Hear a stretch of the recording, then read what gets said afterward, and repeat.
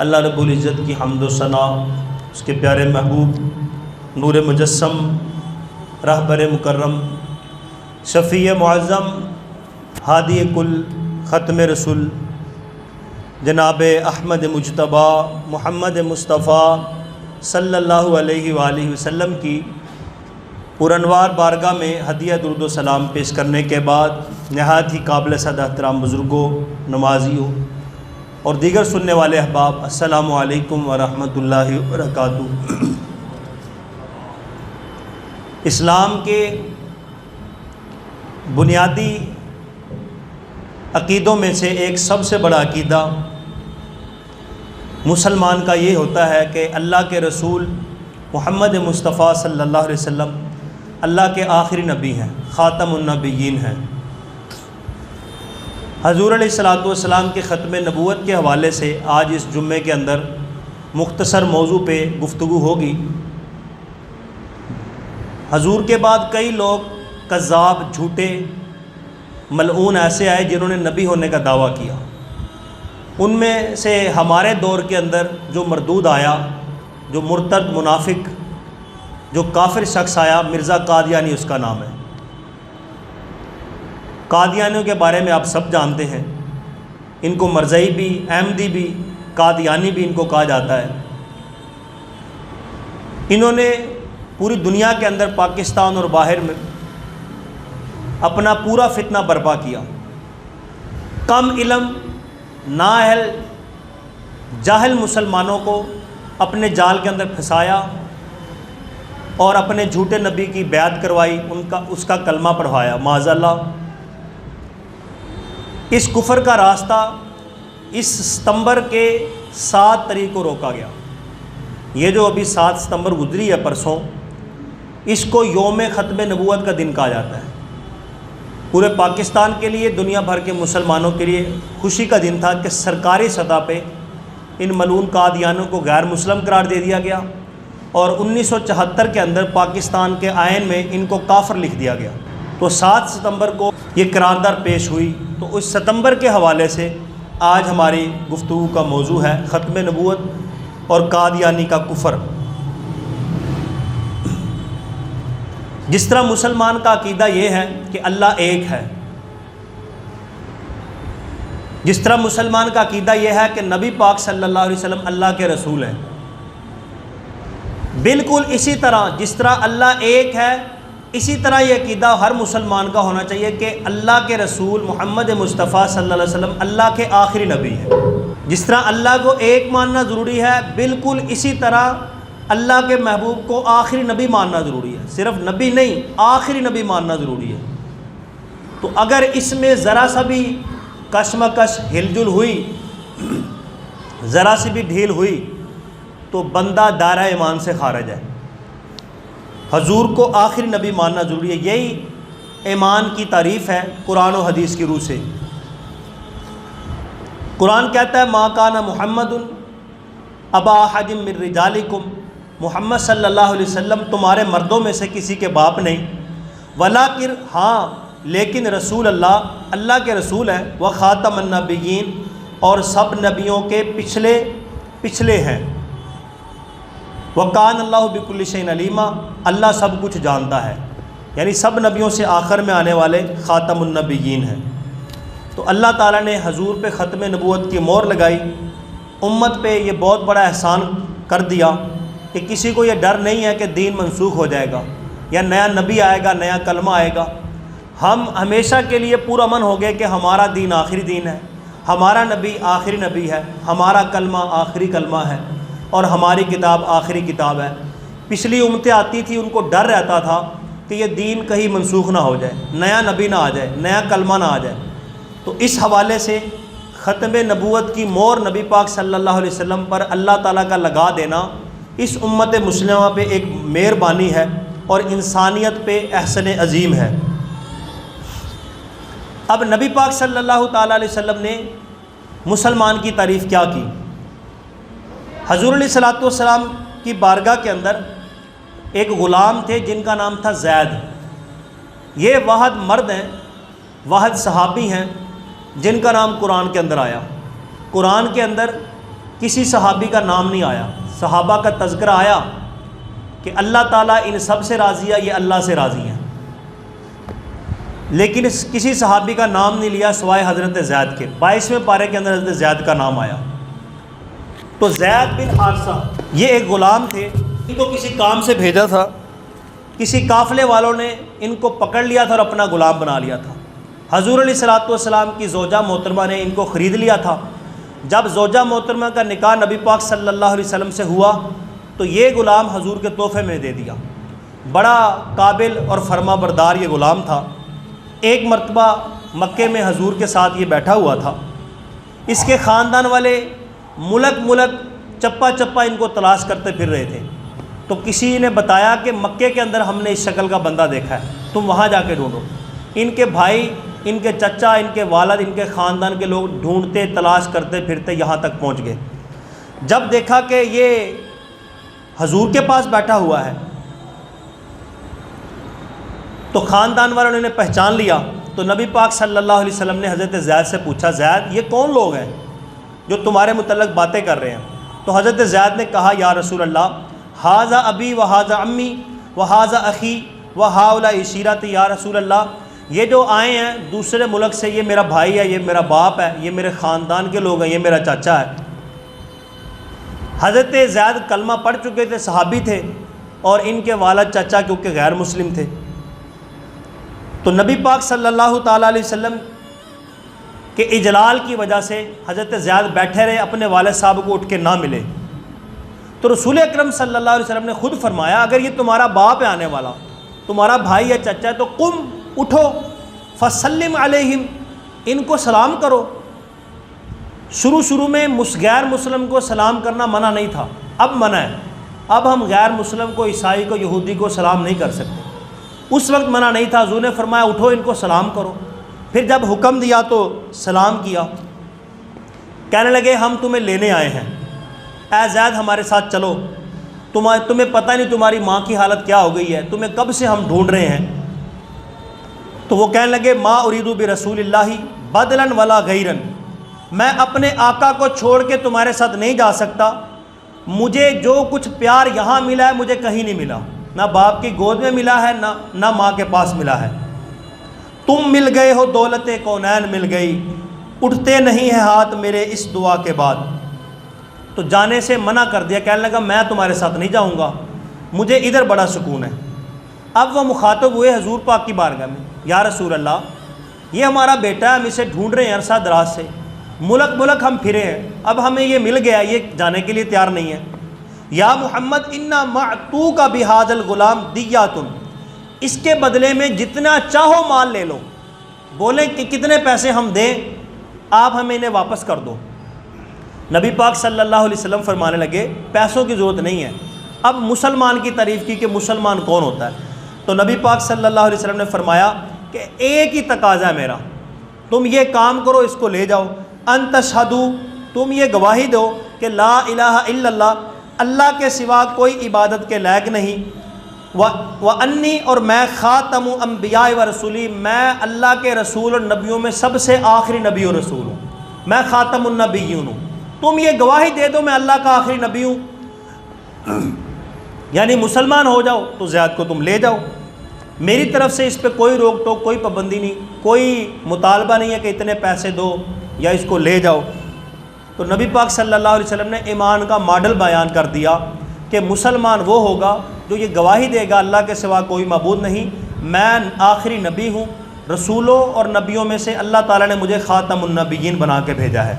तो इसी तारीफ़ को सामने रखते हुए जो नबी पाक सल्लल्लाहु अलैहि वसल्लम ने तारीफ़ की, हमारे ऐन पाकिस्तान के अंदर ये तारीफ़ लिखी हुई है कि मुसलमान वो है जो ये माने अल्लाह के सिवा कोई मबूद नहीं, मोहम्मद सल्लल्लाहु अलैहि वसल्लम अल्लाह के आखिरी नबी हैं।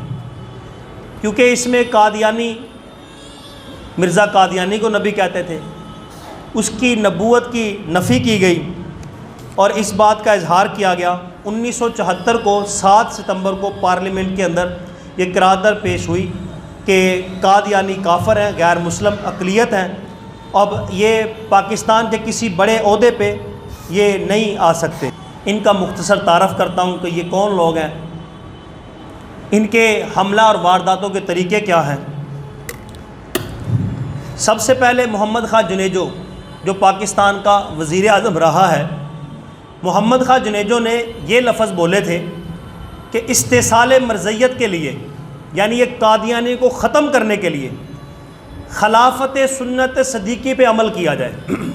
ये मुल्क का वज़ीर आज़म कह रहा है मोहम्मद ख़ां जुनेजो ने कि सुन्नत सदीक़ी पे अमल वाहिद हल है, यही वक्त का तकाज़ा है, यही वाहिद हल है। सुन्नत सदीक़ी क्या थी? नबी पाक सल्लल्लाहु अलैहि वसल्लम के दौर के अंदर एक बंदे ने नबूवत का दावा कर दिया था, तो हज़रत सिद्दीक़ अकबर रज़ी अल्लाह ताला अन्हु ने एक लश्कर भेजा था। कई हज़ार वो झूठे नबी को मानने वाले लोग थे, इधर सिर्फ चंद सौ थे। तो चंद सौ ने ऐसा हमला किया उनके ऊपर जिसको जंग यमामा कहा जाता है। इस्लाम की तारीख़ उठा के देखी जाए तो पूरी तारीख़ के अंदर जितनी मुसलमानों की काफिरों के साथ जंगें हुई, सारी जंगों में इतने मुसलमान शहीद नहीं हुए जितने सिर्फ उस एक जंग में शहीद हुए। नबी को आखिरी नबी मानने की खातर जितनी गर्दनें एक जंग में कटवाई गई, सारी तारीख़ इस्लाम की जंगों के शहीद मिला के भी इतनी गर्दनें नहीं बनती। यानी ख़त्म नबूवत पे सहाबा का इतना सख्त पैरा था कि हजूर को आखिरी नबी मानना है, हमारी जानें जितनी मर्ज़ी चली जाएँ। और सबसे ज़्यादा कारी और हाफज भी इसी सिलसिले में शहीद हुए। इसी वजह से फिर कुरान को किताबी सूरत दी गई। जब पता चला कि इतने हाफिज़ कारी शहीद हो गए, अगर इसी तरह ये ख़त्म हो गए तो फिर कुरान महफूज किस तरह रहेगा। फिर हज़रत उमर फ़ारूक ने मशवरा दिया, इस तरह करते हैं कुरान को किताब की सूरत में लिख लेते हैं। तो फिर वो कुरान किताबी सूरत के अंदर आया। तो ये सुन्नत सिद्दीक़ी थी कि जब कोई नबूवत का झूठा दावा करे उसके ख़िलाफ़ ऐलान जंग, लश्कर कशी करके उनका ख़ात्मा कर दिया जाए। तो वक्त के वज़ीर आज़म मोहम्मद ख़ां जुनेजो ने यही कहा कि मरज़ियत को ख़त्म करने के लिए इस वक्त वाहिद हल और वक्त का तकाज़ा यही है कि इस्तेसाल मरज़ियत के लिए खिलाफत सुन्नत सदीक़ी पे अमल किया जाए। इसी तरह मौलाना मोहम्मद अली मोनगिरी, ये बहुत बड़े सगीर के आलम गुजरे हैं, इन्होंने एक तजवीज़ दी। कहा कि अगर फितना कादनियत ख़त्म करना चाहते हो, इतना लिखो, इतना छापो, इतना तकसीम करो कि हर मुसलमान जब सो के उठे तो उसके सरहाने पे रद्द कादनियत की किताब मौजूद हो। यानी पढ़ने के लिए बच्चों के पास, बड़ों के पास कुछ ना कुछ मौजूद हो। इसी तरह मौलाना नवाबुद्दीन रमदासी 1903 को मिर्ज़ा कादियानी जिसने नबूवत का झूठा दावा किया था, उसको बाजू से पकड़ते हुए झंझोड़ के कहा, मिर्ज़ा अगर अल्लाह ने किसी को नबी बनाना होता तो तुझ जैसे काने बिज्जू बदशक्ल सबको नबी न बनाता, बल्कि मुझ जैसे वजीह चेहरे वाले को अल्लाह ताला नबूवत अता फरमाता। लेकिन नबूवत का दरवाज़ा बंद हो चुका है, मैं नबी का अदना ग़ुलाम हूँ। इसी तरह पंडित लाल नेहरू, जवाहर लाल नेहरू, यानी कि जिस तरह हमारे क़ायद-ए-आज़म हैं, हिंदुओं का ये लीडर था पंडित लाल, पुराने बुज़ुर्ग जानते हैं। वो कहना अपनी कौम को, हिंदुओं को कहता है, अगर अंग्रेज़ी हुकूमत को कमज़ोर करना चाहते हो तो इससे पहले ज़रूरी है कि कादियानियों को ख़त्म कर दिया जाए। यानी ये उनके चमचे हैं, अंग्रेज़ों के चमचे कादियानी हैं। अगर चाहते हो कि अंग्रेज़ कमज़ोर हो जाए तो कादियानियों को कमज़ोर करो। ये मशहूर हिंदू सियासी लीडर है पंडित जवाहर लाल नेहरू। इसी तरह अफ़गान कमांडर अहमद शाह मसूद, अफ़गानिस्तान का बहुत बड़ा कमांडर गुजरा है, बादशाह अफ़गानिस्तान का। इसने ये तजवीज़ दी थी कि तमाम मुसलमानों को मैं दावत देता हूँ कि शिद्दत से जहाद किया जाए ताकि फितना कादियानत ख़त्म हो जाए। इनका जो हेड क्वार्टर है बड़ा, वो गुरदासपुर इंडिया के अंदर है। एक बहुत बड़े गुरदासपुर के आलिम दीन है ख्वाजा मोहम्मद सिराजुल हक करनालवी गुरदासपुरी। इन्होंने एक बड़ा ज़बरदस्त कदम उठाया क्योंकि कादियानियों का फितना बड़ा सख्त था। ये गुरदासपुर के अंदर हर साल अपना इज्तिमा सालाना उर्स जलसा करते थे, जिस महीने दिसंबर में ये करते थे। अब वहाँ की बड़ी शख्सियत, वहाँ का बड़ा पीर खाना ख्वाजा मोहम्मद सिराजुल हक के वालिद साहब का आस्ताना मज़ार था। इन्होंने एक काम किया, हर साल दिसंबर में कादियानियों का जलसा होता था। इन्होंने अपने पीरो मुर्शद, अपने बुज़ुर्गों का जो उर्स था चाँद की तारीख़ों में होता था, अपने उर्स के लिए चाँद की तारीखें ख़त्म की। जो अंग्रेज़ी तारीख़ होती है दिसंबर में उर्स मनाया। इससे ये फ़ायदा हुआ मुसलमानों को कि कादियानी दिसंबर में जो ना अनपढ़ जहल मुसलमानों को अपने जलसे में ले जाते थे, वो सारे के सारे उनके कादियानियों के जलसे में जाने के बजाय उन पीरों बुज़ुर्गों के उर्स के मौके पे उसी गुरदासपुर में हाज़िर होने लगे। यूँ कादियान का जो सालाना जलसा था वो कमज़ोर और ख़त्म हो गया। इसी तरह इसने मिर्ज़ा कादियानी ने एक बहुत बड़ा ये दावा किया था। ये एक बहुत बड़ी चाल और साजिश भी खेलते हैं, जिसको ये अपने जाल में फंसाना चाहते हैं तो मुख्तलिफ पैंतरे बदलते हैं। मसलन हम में से कोई मुसलमान कहेगा भाई तुमने तो ये दावा किया है कि तुम नबी हो, वो कहेंगे हमने कब किया है, खड़े पैरों पे मुकर जाते हैं, कहते नहीं नहीं हमने ये दावा नहीं किया कि मिर्ज़ा कादियानी नबी है। वो बाद में आखिर में लाते हैं, जब बैत करते हैं बैत के अंदर ये लफ्ज़ होते हैं कि जो इसको नबी मानेगा वो मुसलमान है, जो नबी नहीं मानेगा वो काफिर है। तो उस वक्त बैत के अंदर ये लफ्ज़ होते हैं। पहले मुसलमान को यूँ चक्कर देते हैं, नहीं हमने नहीं कहा कि मिर्ज़ा कादियानी नबी। मिर्ज़ा कादियानी तो मसीह मऊद है। मसीह मऊद का मतलब ये होता है कि हज़रत ईसा अला नबीना अलैहिस्सलातु वस्सलाम, मुसलमानों का अक़ीदा है कि ज़िंदा अल्लाह ताला ने इनको आसमानों पे उठा लिया है, इनको आसमानों पे ज़िंदा उठा लिया। कुर्बे क़यामत ये तशरीफ़ लाएंगे, नबी पाक सल्लल्लाहु अलैहि वसल्लम के शरीयत को चलाएँगे, दीन मुहम्मदी को दोबारा ज़िंदा करेंगे और फिर हज़ूर अलैहिस्सलातु वस्सलाम के पहलू में दफन होंगे, वहाँ रोज़ा अनवर के अंदर इनकी जगह बनेगी। ईसा अलैहिस्सलाम दोबारा आएंगे, ये मसीह मऊद का माना है। तो ये कहता है कि नहीं मैं मसीह मऊद हूँ, मैं जो दोबारा ईसा अलैहिस्सलाम ने आना था ना, मैं वो वाला नबी हूँ। और हज़रत ईसा अलैहिस्सलाम के मुतल्लिक़ क्या अक़ीदा रखते हैं कि वो तो फ़ौत हो गए। अपनी किताब में इसने लिखा कि ईसा अलैहिस्सलाम फ़ौत हो गए, इस वक्त उनकी कब्र श्रीनगर कश्मीर के अंदर है। तो इनके ख़िलाफ़ आल पाकिस्तान मसीही कन्वेंशन हाफिज़ाबाद में मुनक्कद हुआ। सारी दुनिया के ईसाई हाफिज़ाबाद के अंदर इन्होंने आल पाकिस्तान मसीही कन्वेंशन मुनक्कद किया। इनका जो बड़ा पाप आया हुआ था, दुनिया का सबसे बड़ा पाप, सदर पादरी AR नासर, उसने ये अल्फाज कहे कि ये ईसाई रहनुमा ये बेबुनियाद मज़हब के ख़िलाफ़ मुत्तहद होकर आवाज़ बुलंद करते हैं। ईसा अलैहिस्सलाम की कब्र कश्मीर में नहीं है, ये अफसोसनाक प्रोगंडा है। पूरी मसीही कौम कादियानियों के बातिल अक़ीदे और नज़रियात के ख़िलाफ़ मौसर इक़दाम करेगी और इनका मिलिया मेड करेगी।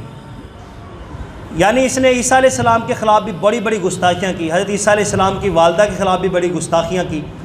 तो इस तरह ईसाई भी सारे इकट्ठे होकर इन कादियानियों के ख़िलाफ़ अपने एक मुनज़्ज़म जहाद कर रहे हैं, अपने तौर पे, अपने अंदाज़ में।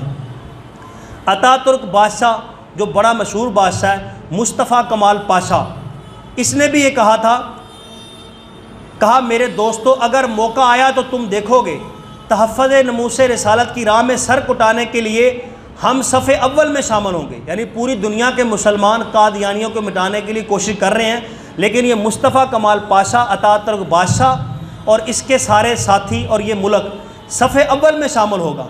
और जब तक ये फितना दाला कादियानियाँ ख़त्म नहीं होगा उस वक्त तक हम चैन से नहीं बैठेंगे और कामयाबी की उम्मीद मुसलमानों को सुना के रहेंगे। इसी तरह अल्लामा अहमद सईद काज़मी मिंबर सूबाई असम्बली पंजाब, ये मुल्तान के बुज़ुर्ग हैं, पंजाब असम्बली के मिंबर थे। इन्होंने पार्लियामेंट पंजाब के अंदर सूबाई असम्बली के अंदर ये करारदाद पेश की थी कि कादियानियों की बढ़ती हुई सरगर्मियों को रोकने के लिए जो ज़फ़रुल्लाह वज़ीर ख़ारजा इसको हटाया जाए। आपको पता है ज़फ़रुल्लाह, ये मेरा ख़्याल है पहला वज़ीर ख़ारजा ये गुज़रा है ज़फ़रुल्लाह, ये कादियानी था, हुकूमती बड़े ओहदे पे था। इसको जब क़ायदे आज़म बल्कि फ़ौत हुए तो क़ायदे आज़म के जनाजे पे सब लोग जनाजा पढ़ रहे थे, ये खुशगबियों में मशगूल था। किसी ने पूछा कि इतना बड़ा लीडर था क़ायदे आज़म, तुमने इसका जनाजा नहीं पढ़ा?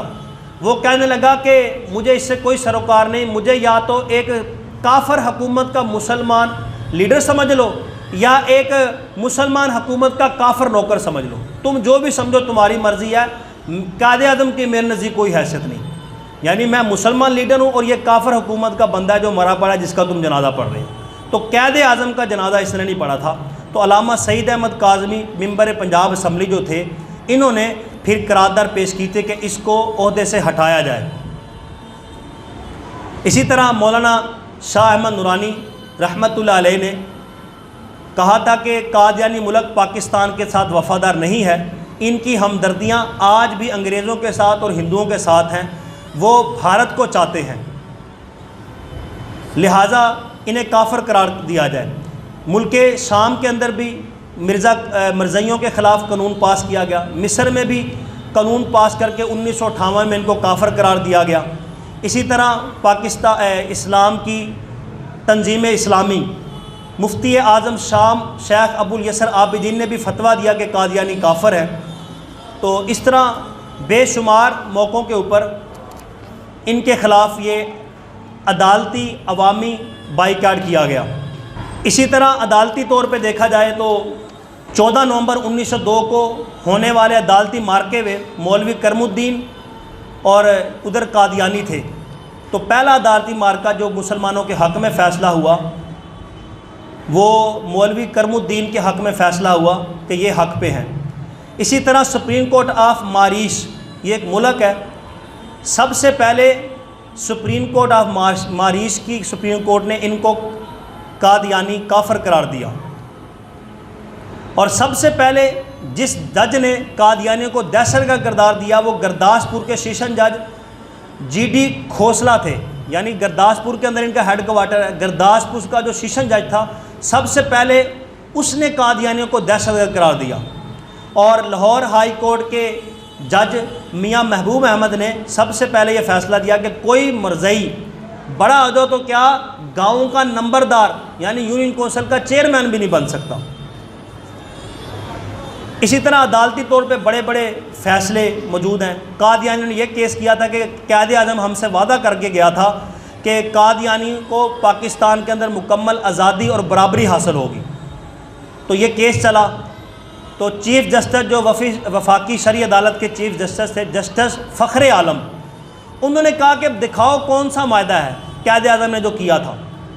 तो कादियानी वो मायदा दिखाने में नाकाम रहे कि दिखाओ क़ायद आज़म की ज़िंदगी में कब ये सवाल उठा था, क़ायद आज़म को कब ये कहा गया था, क़ायद आज़म ने कब ये फ़ैसला दिया था या ये कहा था, लेकिन वो नाकाम रहे। और इस तरह फिर भरी अदालत के अंदर शरई अदालत के अंदर भी कादियानियों को मुँह की खाना पड़ी और शर्मिंदा हुए। तो यूँ अदालती तौर पे भी देखा जाए और मज़ीद इनको अक़ीदे के लिहाज से इस्लाम के लिहाज से भी देखा जाए तो कादियानी हर तरफ से इनको ज़िल्लत का सामना हुआ। इनके बारे में चंद एक मालूमात। पाकिस्तान के अंदर कादियानियों के दो बड़े मकाम जो इनके बड़े हेड क्वार्टर समझे जाते हैं, एक पंजाब रबवा के मकाम पे है और एक सिंध किन्ज़ा के मकाम पे है। ये दो बड़े इनके हेड क्वार्टर हैं, सिंध के अंदर किन्ज़ा के मकाम पे और पंजाब के अंदर रबवा के मकाम पे।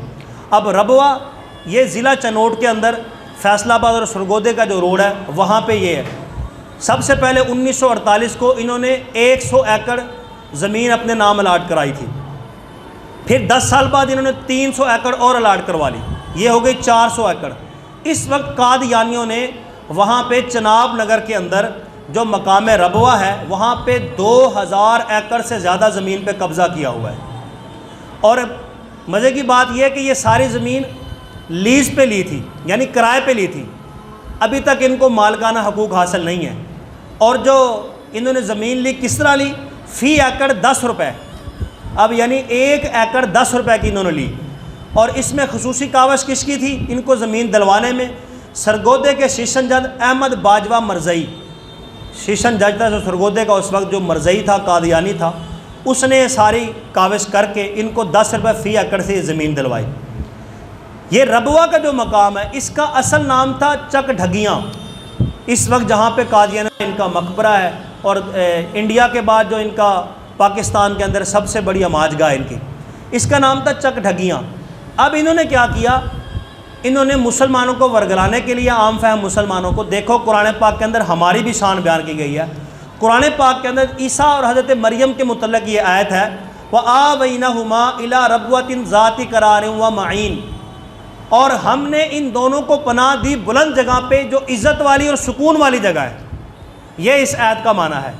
तो वह आवैनहुमा इला रबवतिन, कुरान के अंदर ये रबवा का जिक्र है, बुलंद इज़्ज़त शान वाली सुकून वाली जगह। ये इसका जगह का जिक्र है हज़रत ईसा और हज़रत मरियम के मुतालिक। ये आम लोगों को कहते हैं कि देखो कुरान के अंदर हमारी जगह का, हमारे शहर का और इसके मुतबरक होने का जिक्र है कुरान के अंदर कि मिर्ज़ा कादियानी के जो जगह है, जो शहर है, बड़ा मुतबरक मकाम है। अल्लाह ने इसको सुकून वाली जगह पे, इज़्ज़त वाली जगह पे इसको ठहराया है। तो यूँ वर्गलाते हैं, इसका नाम मकाम रबवा उन्होंने रखा मुसलमानों को वर्गलाने के लिए। ये आयत पढ़ के इसके ज़रिए आम आवाम को धोखा देते हैं।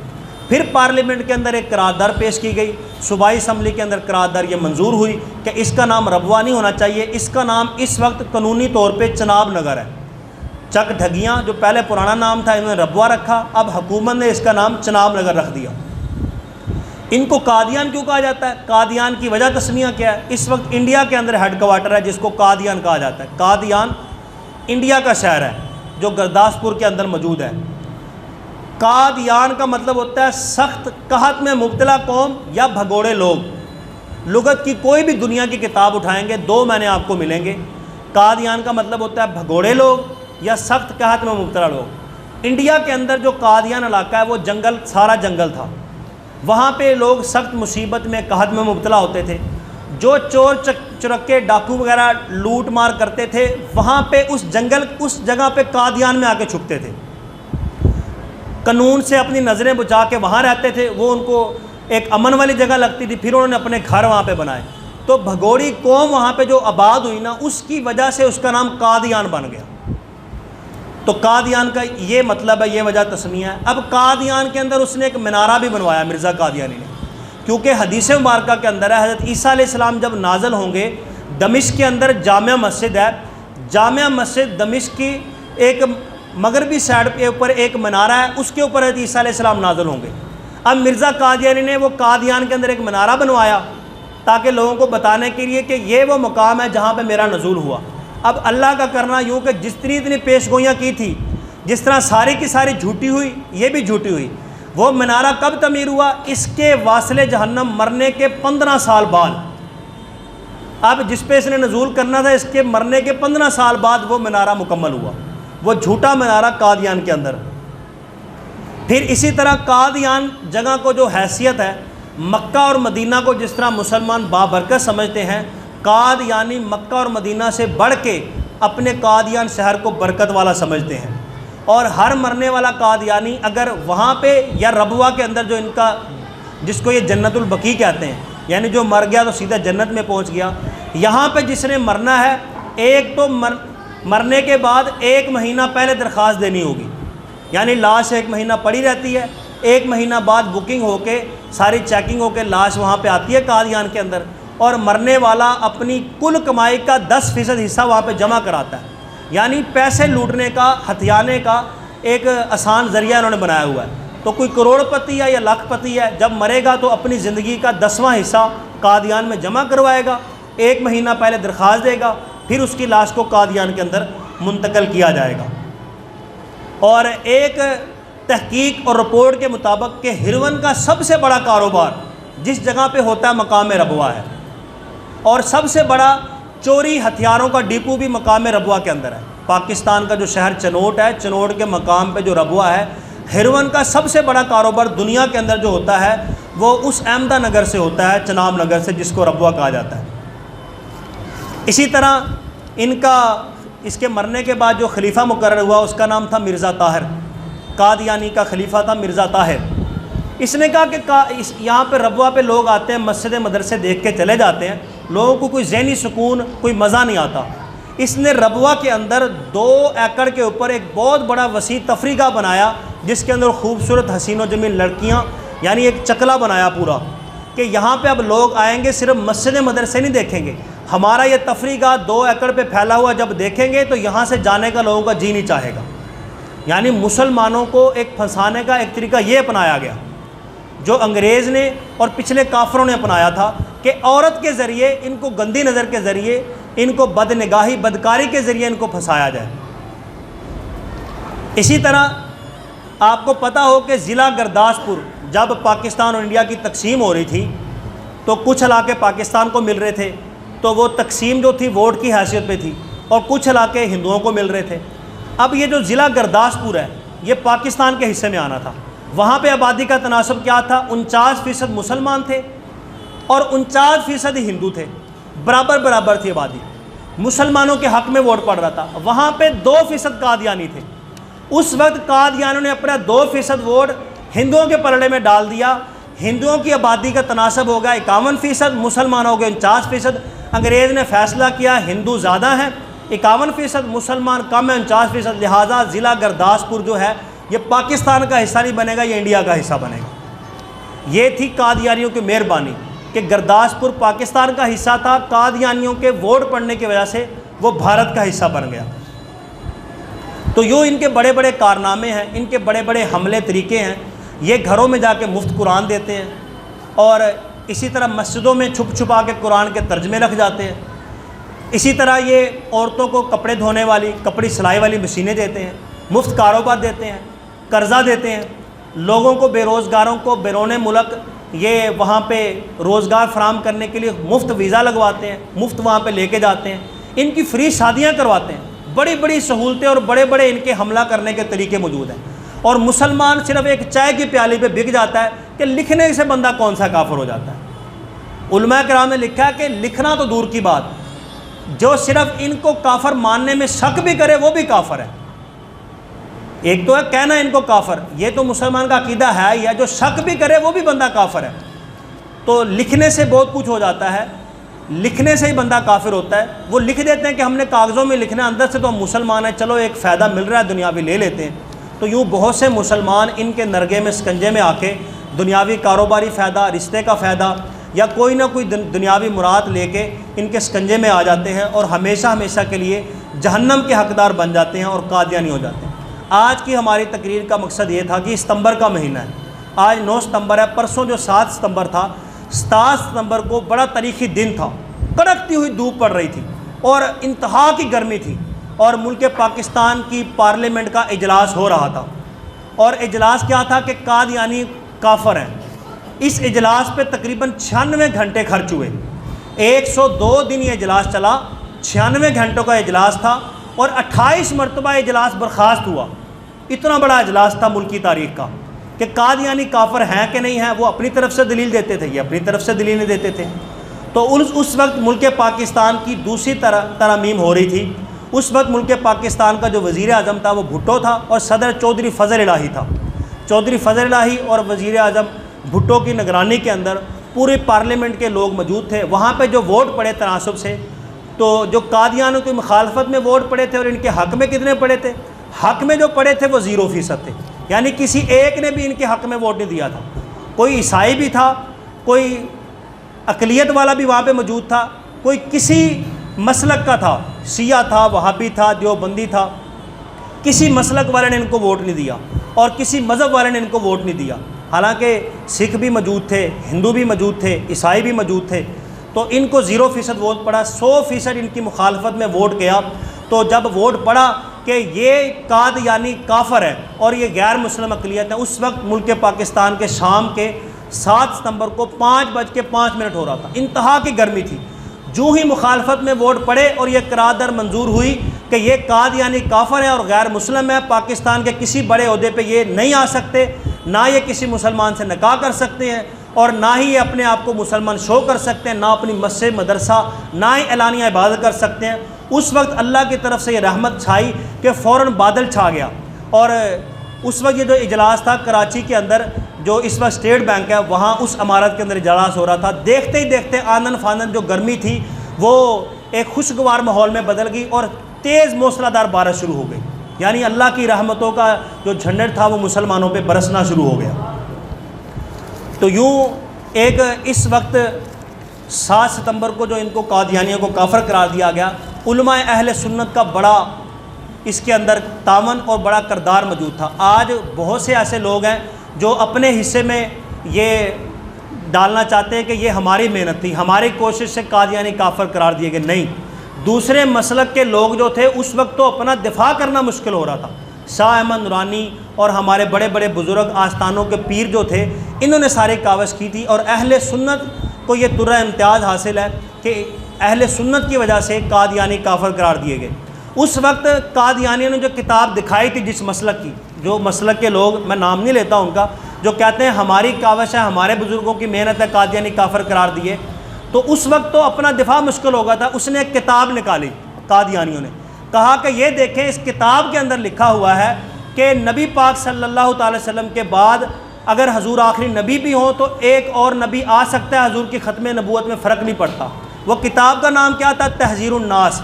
किताब किसने लिखी थी? मौलवी कासम ननौतवी देवबंदी, इसकी ये किताब लिखी हुई थी। उस किताब के अंदर ये लिखा हुआ था तहज़ीरुन नास के अंदर कि अगर नबी पाक सल्लल्लाहु अलैहि वसल्लम के बाद कोई नबी आ भी जाए तो हजूर की ख़त्म नबूवत पे कोई फ़र्क नहीं पड़ता। यानी ये रास्ता किसने खोला, दरवाज़ा किसने दिखाया? कादियानियों को इस किताब ने, उस मौलवी, उस मसलक के मौलवियों ने। उन्होंने कहा ये किताब है, देखें इस किताब में भी लिखा हुआ है कि अगर कोई नया नबी आ भी जाए तो नबी की ख़त्म नबूवत में फ़र्क नहीं पड़ता, लिहाजा हमारा मिर्ज़ा कादियान नबी आ भी गया है तो इस किताब के रूह से कौन सा फ़र्क पड़ता है। वो तो बेचारों को अपना दिफा करना मुश्किल हो गया, तो जो कह रहे थे हमने कादियानी इनको करार दिलवाया। तो ये उलमा अहले सुन्नत की मेहरबानी थी जो इनकी किताबों का भी दिफा किया और मिर्ज़ा कादियानियों को भी मुँह की खाना पड़ी। और इस महीने 7 सितंबर को योम ख़त्म नबूवत 7 तारीख को मनाया जाता है। तो ये नारा आम करने की ज़रूरत है कि नबी पाक सल्लल्लाहु अलैहि वसल्लम आखिरी नबी हैं, तो नबी के साथ आखिरी लफ्ज़ लगाया जाए। ये मीठा जहर है जो आज कादियानी, हमें पता नहीं, हमारे स्कूलों के अंदर, कॉलेजों के अंदर, यूनिवर्सिटियों के अंदर, हस्पतालों के अंदर, अदालतों के अंदर, बड़े बड़े ओहदों में, असम्बलियों में, और ये बड़ी बड़ी मार्केटों में, ताजरों में, हर जगह पे ये मजहबी लोगों में, ये सियासी लोगों में, ये रफ़ाई वर्कर्स के अंदर हर सूरत में कादियानी मौजूद हैं जो हमारी आने वाली नस्लों तक मीठा जहर घोल रहे हैं और हमें पता भी नहीं चल रहा। अगर हम इसी तरह सोए रहे, नबी पाक सल्लल्लाहु अलैहि वसल्लम की ख़त्म नबूवत का दिफा ना किया, अपने आने वाले नस्लों को, बच्चों को हजूर का आखिरी नबी होना ना बतलाया, तो हो सकता है कि हमारी नस्लों में से कोई ईमान से हाथ धो बैठे और इनके शिकंजे पे चढ़ जाए। अल्लाह ताला की बारगाह में दुआ है जो सुना अल्लाह ताला कबूल फरमाए।